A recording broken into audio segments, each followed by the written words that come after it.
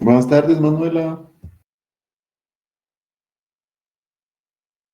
Erwin, buenas tardes.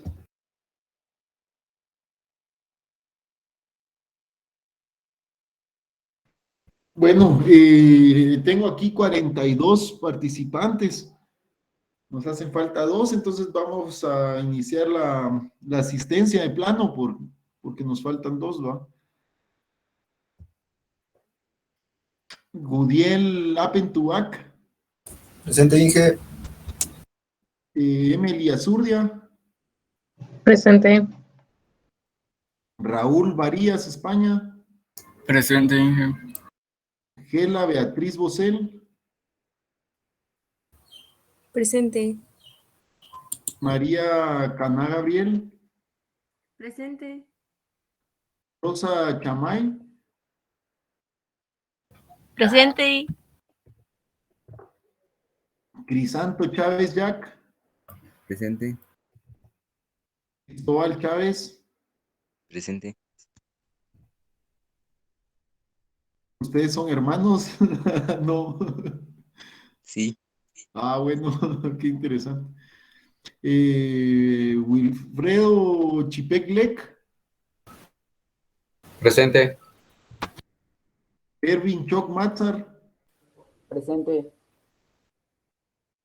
Margarita Cos, Presente. Ever de la Cruz, Presente. Luis Díaz Mangandi, José Duarte Molina, Presente. ¿cómo estuvo eso? Pasito rápido. Vamos a ver el ciclo del agua. Ya recuerden que vimos la demanda, la importancia a nivel nacional. Pudimos ver algunos de los recursos con los cuales contamos. Bueno, no, esto lo vamos a ver hoy, a ver qué recursos, con qué recursos cuenta nuestro país, ¿verdad? En relación al recurso hídrico. Y entonces vemos que el agua es como un recurso hídrico debido a que genera bastante tensión y problemática a nivel social, económico y ecosistémico, ¿verdad? Mirábamos cuál era la importancia principal del agua y es que tenemos agua en grandes cantidades, ¿verdad? Pero mirábamos que el balance hídrico se veía regido por el ciclo del agua y nosotros como humanos pues ya hemos afectado el ciclo del agua específicamente y pues por eso nosotros ahora vemos que tenemos pues, que ver al agua como un recurso y un recurso que es finito, es decir, se puede terminar, pero nos referimos más al agua potable realmente, porque estábamos viendo que aguas en cantidades, tenemos grandes cantidades de agua, el 70% de agua de 70% de agua está formada la tierra, al igual que nuestros cuerpos, ¿verdad? Entonces ya nos podemos imaginar esa importancia del agua, ¿verdad? Y para poder ver un poquito esa relación del agua con los demás sistemas y con los demás organismos, tenemos que conocer cuál es el ciclo del agua. Entonces veíamos que cuando el sol pega en nuestra superficie, en la superficie de la Tierra, genera cierto calentamiento.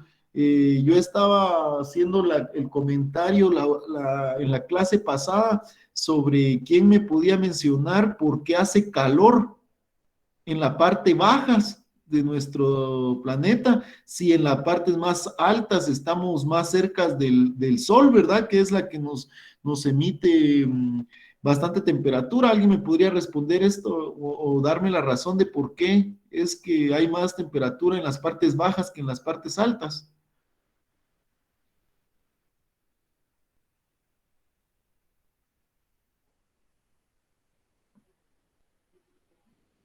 O menciono por nombrecitos ahí. Creo que vamos a hacer eso. Dije, perdone, yo creo que en las partes bajas es porque el clima no es que sea más caluroso, sino que la temperatura es un poquito más alta, pero es clima como que sí, húmedo, cálido. En cambio aquí en las partes altas, a veces cuando hace sol, pero es más frío, por decirlo, por la altura a nivel de mar. Ajá. Muy bien, Víctor. Inge, Pues tal vez porque sí. tal vez porque en las alturas se condensan las nubes. Bueno, es la razón por la cual se condensan las nubes es el frío, que la temperatura más baja. Entonces mi pregunta era, ¿por qué la temperatura es más baja en las partes altas? Sí, debería ser al revés, ¿verdad? Porque lo más cerca al sol tendríamos que tener nosotros una mayor temperatura. Pero Víctor Son Gabriel nos mencionaba ahí por la presión atmosférica, creo que me dijiste que podrías repetir, Víctor, perdona. No, le estaba diciendo que en las partes bajas sí es caluroso, pero es un clima como que sí, no, ¿cómo le explicaría? Es como que sí cálido, pero húmedo a la vez. En cambio, aquí en las partes altas, cuando hace calor, y cuando hace frío, pero creo que tiene que ver mucho sobre la altura a nivel de mar en que se encuentra Exacto, eso era lo ubicado. que quería rescatar que mencionó Víctor, es la altura sobre el nivel del mar.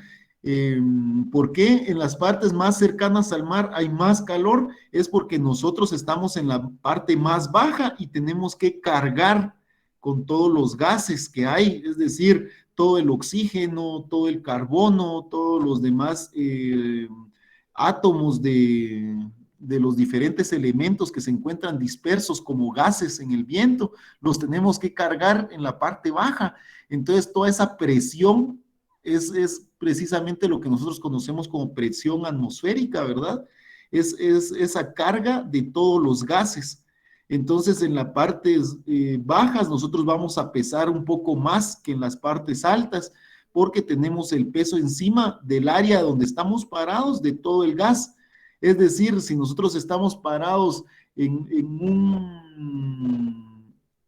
ocupamos, digámoslo así, ¿verdad? Un ejemplo, un metro cuadrado, digámoslo así, si nosotros estamos ocupando un metro cuadrado, en las partes bajas tendríamos que cargar con toda esa columna de un cuarto, perdón, de un metro cuadrado de todos los gases hasta salir de la atmósfera. No sé si me están captando o me entienden el por qué nosotros tenemos mayores temperaturas en las partes bajas. Es toda la presión del movimiento de estos átomos, de los elementos que se encuentran dispersos en el aire, como, bueno, normalmente todos en gases, ¿verdad ustedes? Entonces prácticamente en la costa o en las partes bajas nosotros tenemos que cargar con todos estos gases. Entonces, por eso la fricción de estos gases y el peso de estos gases es lo que nos hace sentir mayor temperatura en las partes bajas. Y en las partes altas, pues solamente cuando nos pega el sol directamente podemos sentir temperaturas altas. En todo caso, la mayoría de gases, pues la mayoría de elementos tienden por su peso y la gravedad, pues estar bajo presión en las partes más bajas, ¿verdad? Ustedes ya se podrán imaginar en el centro de la Tierra la presión tan fuerte que ha de haber, ¿verdad? Ustedes, por eso mismo es que nosotros tenemos un centro de hierro líquido, ¿verdad? Porque es una presión tan fuerte que los elementos más pesados se reúnen en el centro de la Tierra y gracias a ellos pues tenemos nosotros una capa magnética que nos protege como planeta, ¿verdad? Y que la podemos ver con las auroras boreales. Las auroras boreales son muestra de este campo de energía magnética que se crea por la presión en el centro de nuestra Tierra que tiene hierro, ¿verdad? Entonces, esa es la razón, compañeros, por la cual sentimos mayor temperatura en las partes bajas y en las partes altas hay frío, ¿verdad? Ustedes, porque no hay presión de gases, no hay como el ejemplo, digamos, que si nosotros nos metiéramos en un cuarto cerrado, y van entrando personas y personas, entonces entre más personas hay ahí, hay más fricción y más presión y empezamos a sentir calor, se empieza a juntar cierto calor en las habitaciones donde estamos.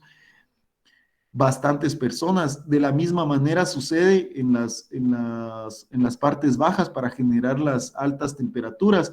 Y cuando estamos en las partes altas, pues no existe esta presión, no hay tanto calor debido a que no hay presión de gases, y es ahí donde alcanzamos nosotros las temperaturas más bajas, ¿verdad? Donde no hay, o donde hay menos presencia de elementos, o menos presencia o fricción de gases, o presión atmosférica, como lo querramos llamar, se da en las partes altas, porque todos los elementos tienden a caer, ¿verdad? Todos tienen un peso atómico, y solamente los gases que llegan a cambiar su estructura, mejor su disposición, mejor dicho, ¿verdad? Pueden pasar de un estado a otro, y los gases pues tienen un peso bastante menor al del ambiente, entonces pasan a estar en las partes más altas, digamos, o irse para arriba, como el helio, por ejemplo, ¿verdad?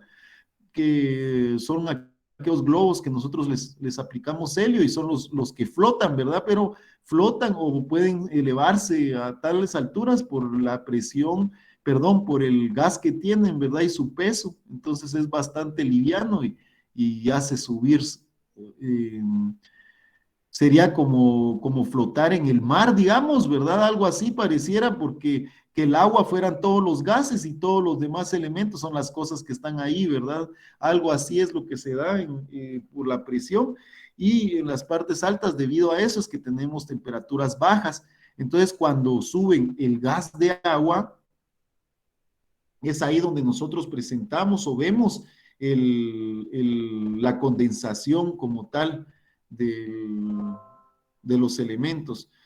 Entonces vemos acá, tenemos las aguas contenidas en los océanos, en los ríos, en los lagos, y de estos pues incrementan su temperatura tanto por la presión atmosférica como también por los fotones enviados por el sol, ¿verdad? Prácticamente calientan el material y hace que cambie de estado, pasa a gas y se evapora. Tenemos evapotranspiración y evaporación. ¿Alguno de ustedes me podría dar la diferencia entre evaporación y evapotranspiración?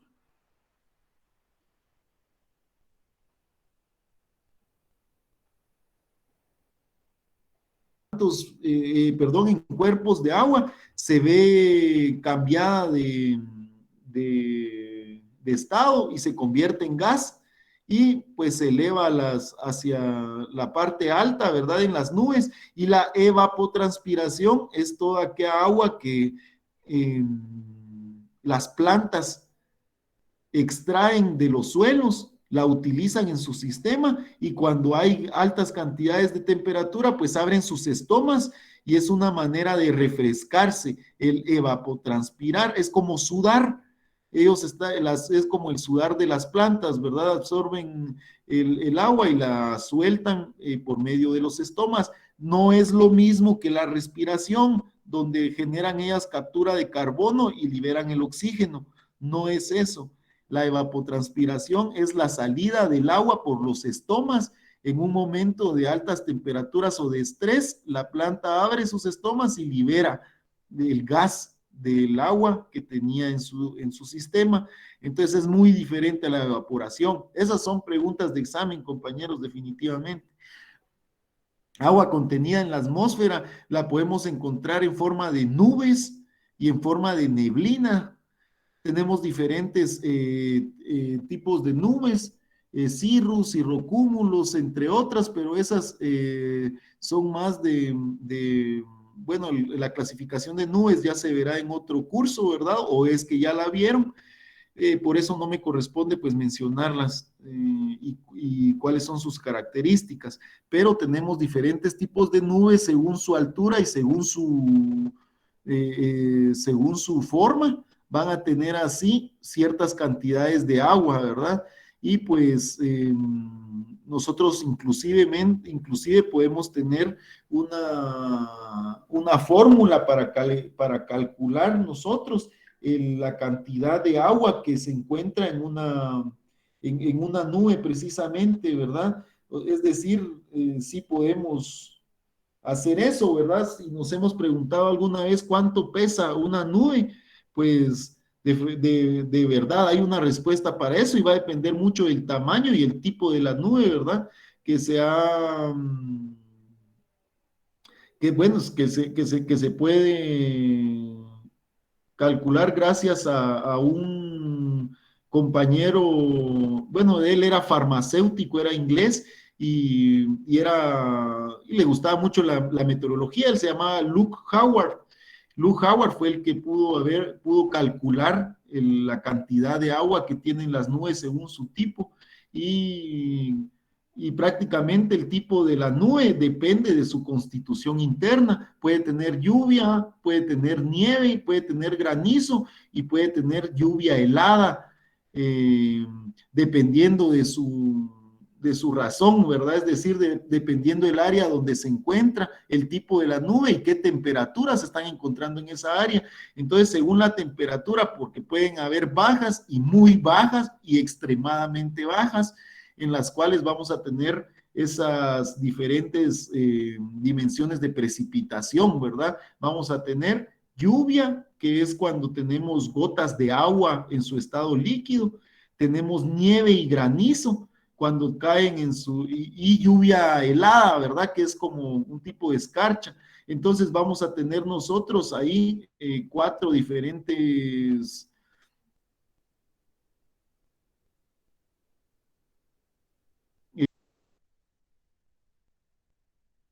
pues cuando llegamos a la parte más fría, pues sucede esto. Le llamamos cúmulos cuando son un montón de nubes y las nubes se miran algodonosas y los bordes son definidos que recuerdan a una coliflor, ¿verdad? Entonces vamos a llamar como cúmulos. Si lo pudieran anotar, cúmulos se llaman las nubes algodonadas y de bordes definidos que recuerdan a una coliflor. Los cúmulos. Después vamos a tener los estratos, que son las nubes que forman capas. Entonces, cuando tenemos nubes que forman capas, les vamos a llamar estratos, que se ven como pisos puestos uno sobre otro. Y están los otros cirros o rizos, es nubes, cirroscúmulos, podríamos decir, o rizos acumulados, ¿verdad? Que son las que tienen un aspecto de filamentos delgados y largos, ¿verdad? Que son los 3 principales tipos de nubes que van a tener en su precipitación las 4 estados del agua, ¿verdad? Van a caer en líquido, van a caer en hielo como el granizo, van a caer en escarcha y vamos a tener algunas cuestiones muy parecidas, como la nieve, ¿verdad? Síncopos de nieve, ¿verdad? Que es muy parecido a la escarchada. Entonces teníamos, de ahí que teníamos filtraciones, teníamos descargas de aguas subterráneas, aguas almacenadas y dispuestas en manantiales o agua corriente de arroyos, ¿verdad? Y de ríos, lagos y mares. O sea, es decir, nuevamente se regresa al ciclo y decíamos que este ciclo ya se había visto alterado totalmente. Teníamos el tema sobre la evaporación. ¿Qué era la evaporación? Era la radiación solar calienta el agua contenida en los depósitos superficiales.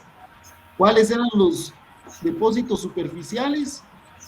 Lagos, ríos, charcos, manantiales, etcétera. Y pues al tener contacto con la radiación solar se calientan y se evaporan.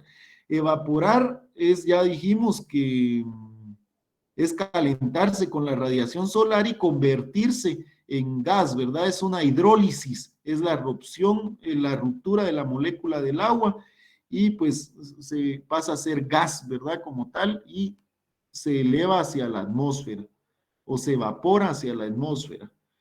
¿Tenemos ya claro qué es evaporación, compañeros? ¿Lo anotaron? Vamos entonces con lo que es transpiración.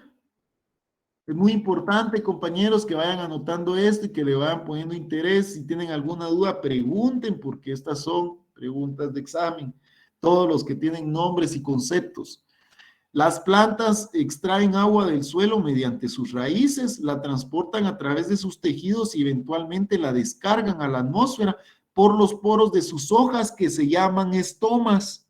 Los poros de las hojas se llaman estomas. Los estomas se abren y liberan el agua en gas y a este proceso se le llama transpiración.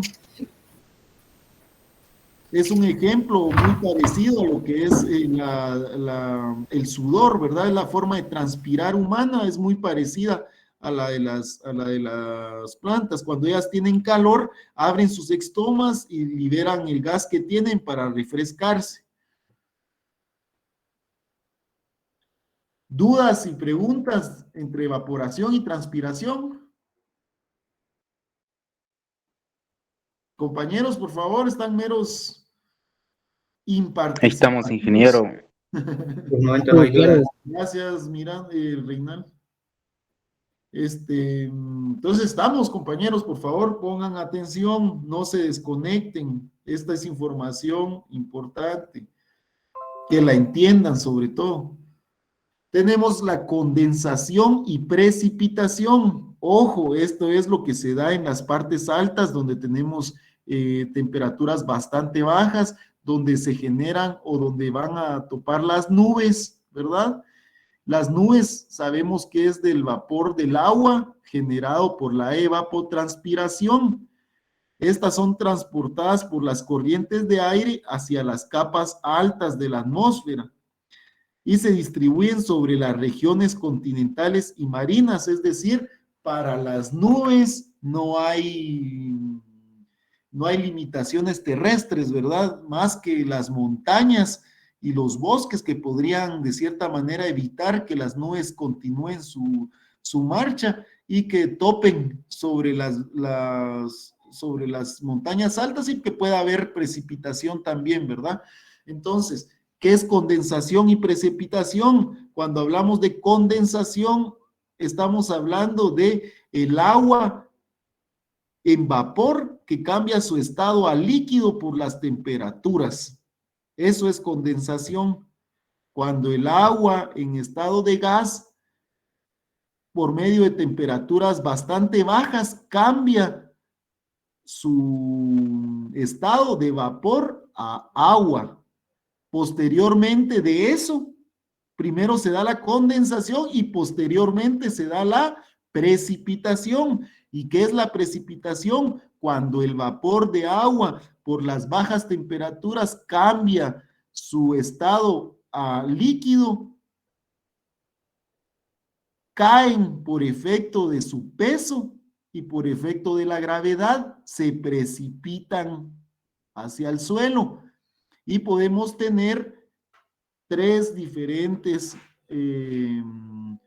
estados que habíamos dicho, era en forma de lluvia o gotas de agua, la otra era en granizo o cubos de hielo, ¿verdad ustedes? Que cambió de gas a líquido y que estaba tan frío que pasó de líquido a sólido, ¿verdad ustedes? Ya tenemos pedacitos de hielo que caen como granizos. Y hay un intermedio entre este frío que convierte en hielo y que cambia el gas a líquido. Y en medio del líquido y el hielo vamos a tener las escarchas y la nieve, ¿verdad ustedes? Que son procesos que ni son tan fríos como para que puedan formarse hielo, ni tampoco son tan poco fríos que se puedan quedar en agua. Entonces ahí tenemos los procesos de heladas, de nevadas, escarchas, entre otras. ¿Hay alguna duda?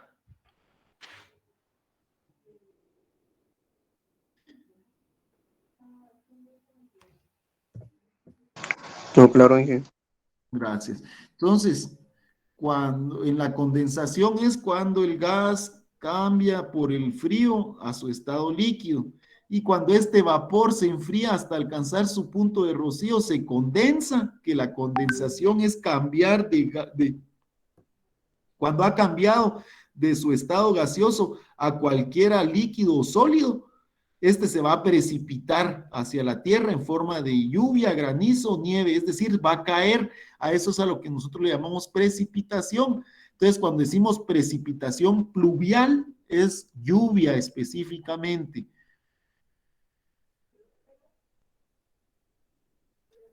Es una de las medidas principales en todo sistema o estación meteorológica, ¿verdad? Las estaciones meteorológicas pues estudian los fenómenos atmosféricos, y un fenómeno atmosférico es la cantidad de lluvia que podemos tener.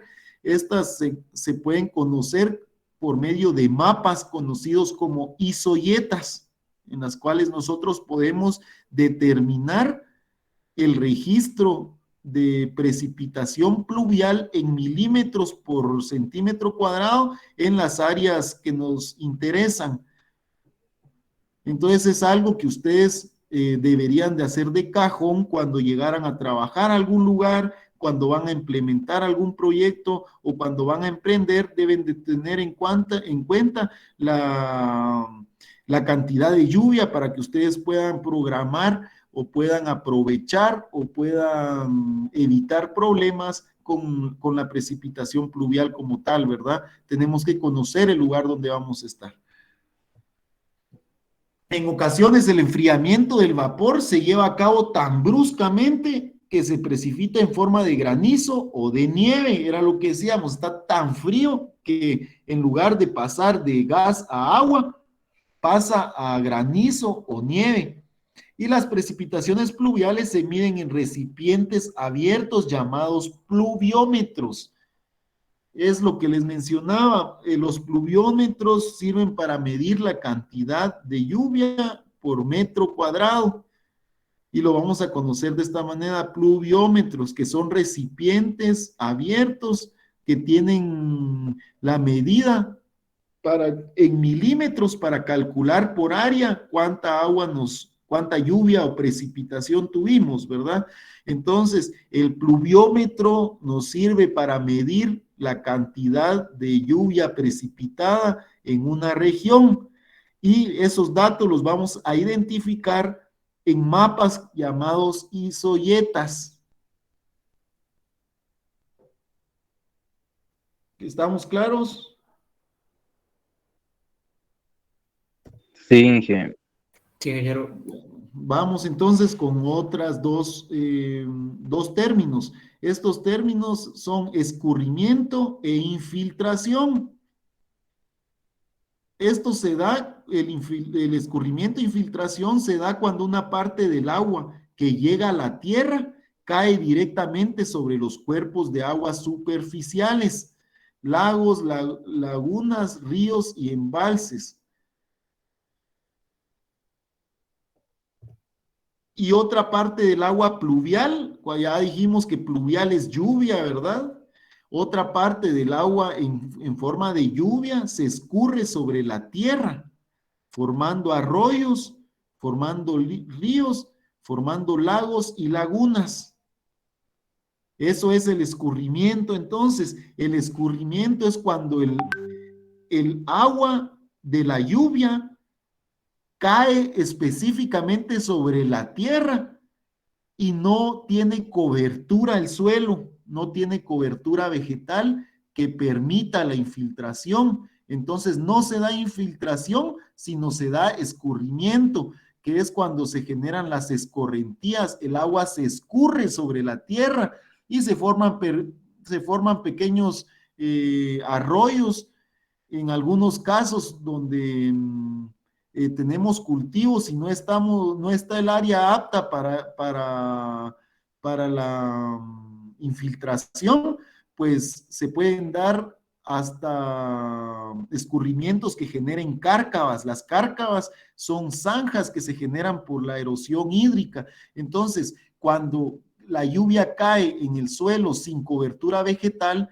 se generan escurrimiento, y este escurrimiento genera lo que nosotros conocemos como erosión hídrica.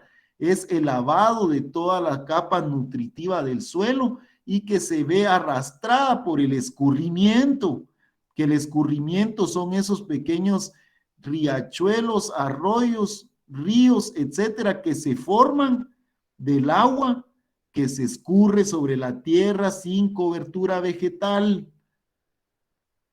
¿Estamos claros en lo que es escurrimiento, compañeros?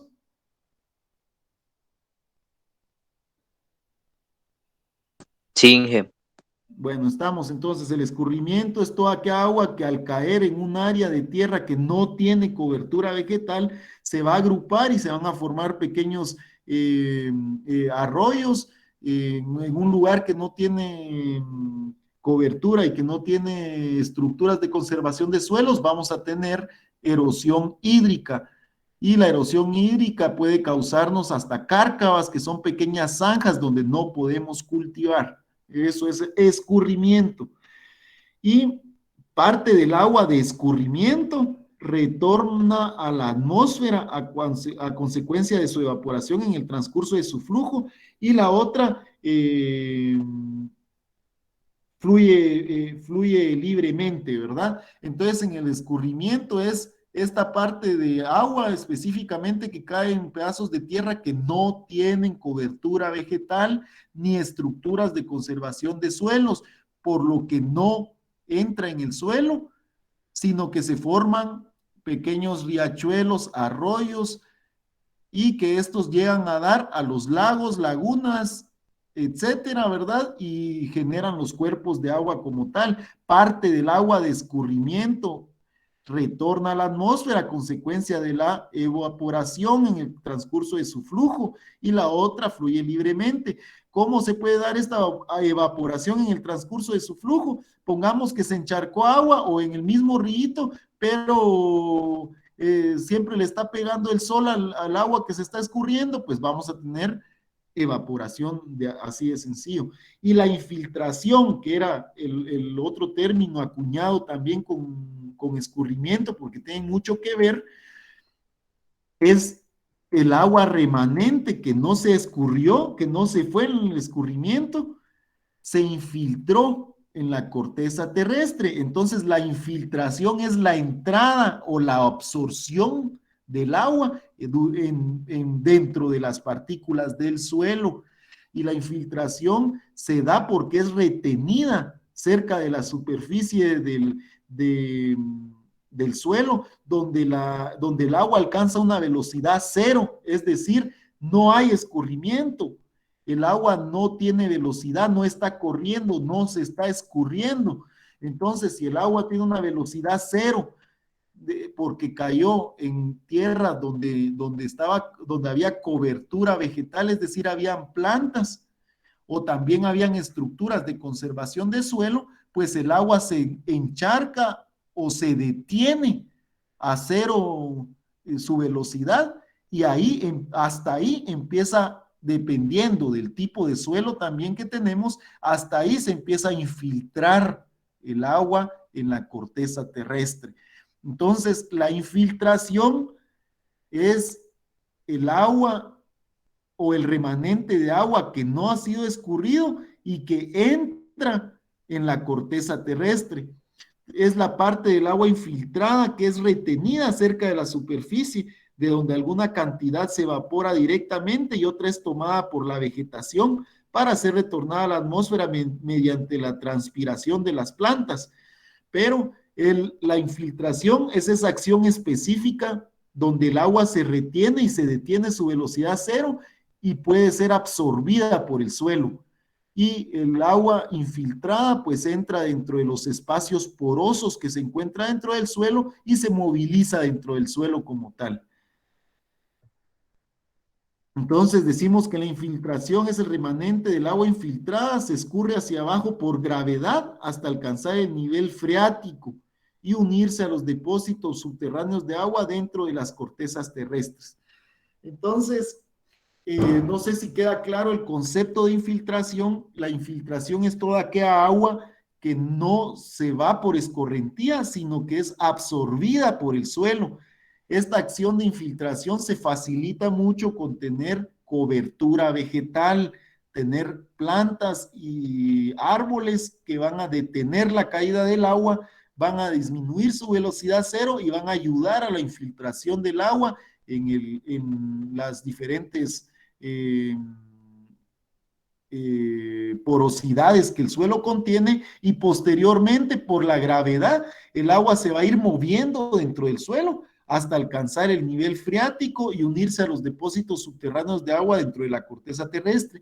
Y de ahí que nosotros podemos utilizar pozos. Cuando un pozo se seca es porque o estamos utilizando excesivamente el agua del pozo, o que simplemente no hemos regenerado o no hemos hecho que el agua se infiltre para volver a llenar nuestro pozo, ¿verdad? Entonces, para eso tenemos que sembrar árboles y plantas que faciliten la absorción del agua en el suelo, es decir, que faciliten la infiltración. Eso es la infiltración, que el agua que cae en forma de lluvia sea absorbida por el suelo y se movilice dentro del suelo para alcanzar los niveles freáticos y unirse a los depósitos subterráneos de agua dentro de la corteza terrestre. ¿Queda claro qué es infiltración, compañeros? Sí, ingeniero. ¿Está clara la diferencia entre escurrimiento e infiltración? Sí, ingeniero. Sí, ingeniero. Está bien. Vayan viendo que ya tenemos varias palabras: condensación, precipitación, escurrimiento, infiltración, transpiración, evaporación. A la hora de que estamos en un examen, esas palabras se revuelven. Entonces, por favor, grabémonos. Es sencillo, y más si quedamos por su acción, ¿verdad? Entonces, quedamos en que la infiltración es el acto en la cual el agua que se precipita es infiltrada dentro del suelo y se mueve dentro del suelo para alcanzar el nivel freático, fortalecer los depósitos subterráneos y el agua dentro de la corteza terrestre. Ahora vamos a ver que dentro del ciclo del agua y dentro de estos, dentro de los temas que estamos hablando, hay un almacenamiento. Y esto hace referencia a los escurrimientos que no retornan a la atmósfera, es decir, toda aquel agua que se precipitó, pero que no volvió a entrar al ciclo del agua, sino que forman corrientes que fluyen hacia los mares y demás depósitos de aguas superficiales y se integran a las aguas de los mismos. Es decir, esta agua no se evapora, no regresa al ciclo, sino se queda almacenada, ¿verdad?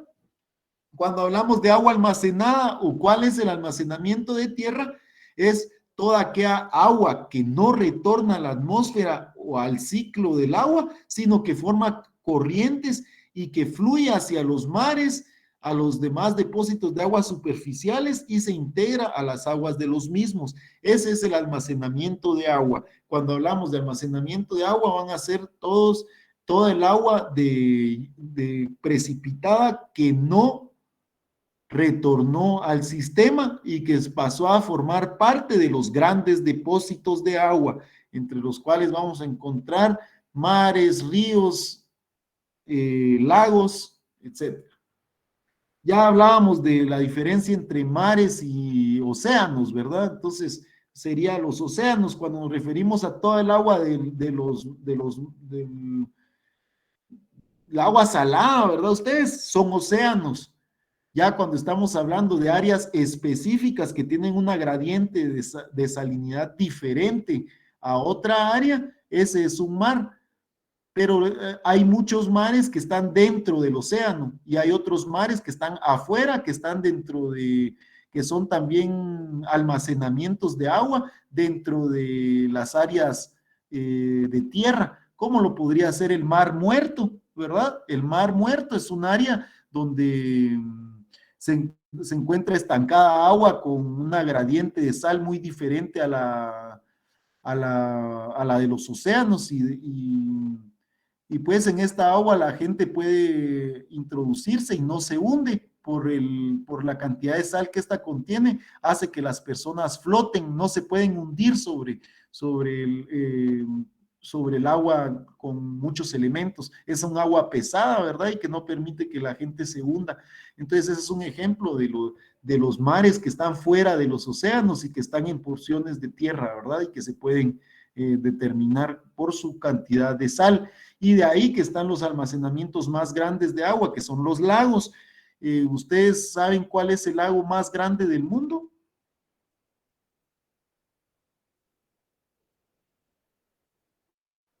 Bueno, el lago más grande del mundo es en Baikal, en Rusia, ¿verdad? Rusia tiene el lago más grande del mundo en cantidades de agua, pues tiene un cierto porcentaje del agua a nivel mundial, que es agua dulce, ¿verdad? Ustedes, porque es un lago.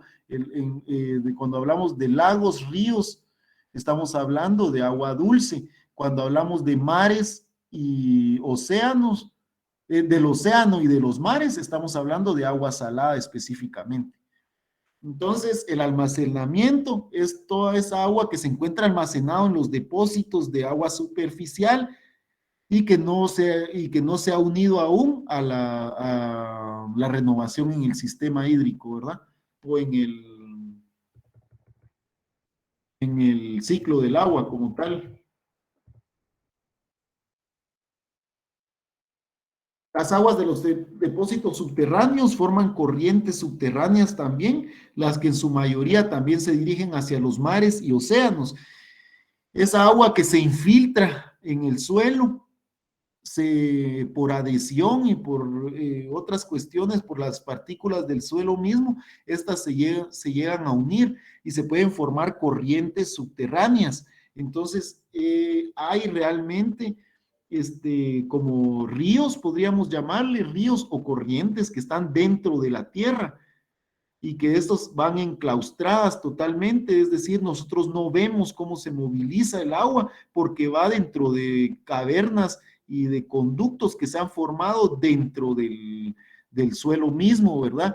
Un ejemplo de eso es la salida endorreica, así conocemos cuando es un tubo subterráneo por el cual se mueve el agua, y que sería el ejemplo, el drenaje del lago de Atitlán.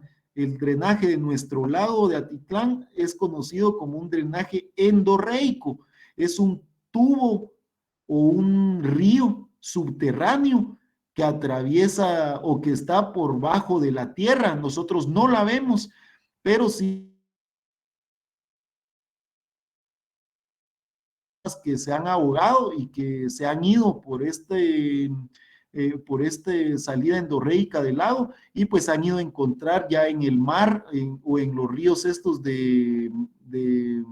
por ahí por Cocales, donde donde sale a la superficie esta salida endorreica, ¿verdad? Entonces ese es un ejemplo de las corrientes subterráneas de las que podemos tener, ¿verdad? Dentro de los almacenamientos.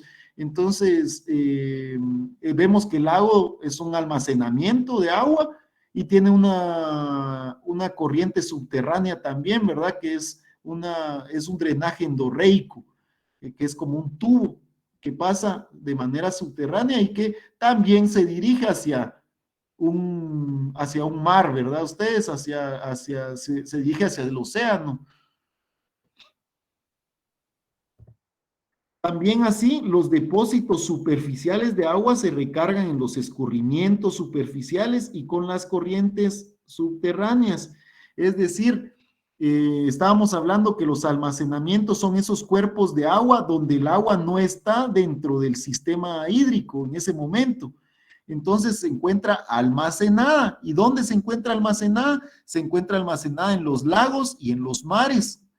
Entonces, estos lagos y mares de agua almacenada o estancada son recargados o alimentados por estos depósitos, son recargados por los escurrimientos superficiales, por la escorrentía, ¿verdad? Y también por la infiltración dentro del mismo, ¿verdad? Entonces, de esa manera nosotros podemos notar que que de esta manera se alimentan los almacenamientos de agua y de ahí que pueden crecer en tamaño o disminuir, ¿verdad? Porque el agua que se está quedando almacenada no está participando dentro del sistema hídrico, pero si empieza a haber participación, se empieza a evaporar y todo, pues las cantidades pueden disminuir o pueden incrementarse, se están viendo alimentadas por los escurrimientos. Y una vez que los cuerpos de agua superficiales se han recargado, parte del agua se evapora, comenzando así nuevamente el ciclo, ¿verdad ustedes? Entonces, o el agua está en almacenamiento o se encuentra dentro del ciclo del agua en movimiento y va a estar en los diferentes estados que el agua puede estar, y en este mismo ciclo se da una pequeña limpieza del agua, pero que a nosotros como humanidad vemos el efecto que tenemos en este sistema, que ya lo hemos contaminado y que ya no alcanza su propio sistema o su propio ciclo para autolimpiarse, sino que ya la contaminación es tal que nosotros tenemos que invertir grandes cantidades de dinero para poder pasar esta agua contaminada a agua potable y poderla utilizar. De ahí que decimos que ya el agua ya no es gratis, ¿verdad ustedes? Ya el agua tiene un costo, pero no es el costo que nos están poniendo las empresas en las bolsas de agua pura y en los botes, sino que son los costos que estamos teniendo que pagar personalmente por la desinfección del agua para que ésta pase a ser potable. Entonces, de ahí que ya en cada municipalidad o en cada servicio que nosotros tenemos que pagar un poco para que puedan pasar por una planta de tratamiento del agua y posteriormente clorar el agua para que ésta sea potable, ¿verdad? Entonces, ya tiene un costo el que nosotros tengamos agua, y de por ahí que tenemos que ver que es un recurso, ¿verdad? También dice que el hombre agrega un eslabón adicional al ciclo del agua, ya que extrae cierta cantidad de agua para el desarrollo de sus actividades y posteriormente la regresa contaminada a los cuerpos de agua superficiales y subterráneos. Era lo que estábamos diciendo, la acción humana está dañando o está cambiando por completo el ciclo del agua. Ya no tenemos agua limpia ni de calidad para su uso. Ya no podemos ir a un río y tomar agua de ahí, ya ni bañarnos podemos en los ríos, porque si nos metemos a bañar, muy seguramente vamos a tener enfermedades en la piel, ¿verdad? Porque está altamente contaminado, y es por la acción del humano, ¿verdad? Es la presión que el humano impone sobre el recurso hídrico, que vemos que es tan importante para todo, realmente para todo utiliza agua, todo, hasta las prendas de ropa que tenemos puestas en este momento, o hasta la computadora que estamos utilizando para comunicarnos, tuvo en su proceso de creación agua y tiene... Ingeniero, perdone por interrumpirlo, su periodo de clase ya culminó hace un momento. Ah, bueno, está bien, muchas gracias. Era a las y 45, terminamos con el periodo, compañero, teníamos todavía unos 4 minutos. Era a las y 35, Inge, perdón. Ah, bueno, entonces está bien, pasamos pues nos pasamos a despedir, dijera. Espero que tengan buena tarde, compañeros. Se nos pasó un poquito ahí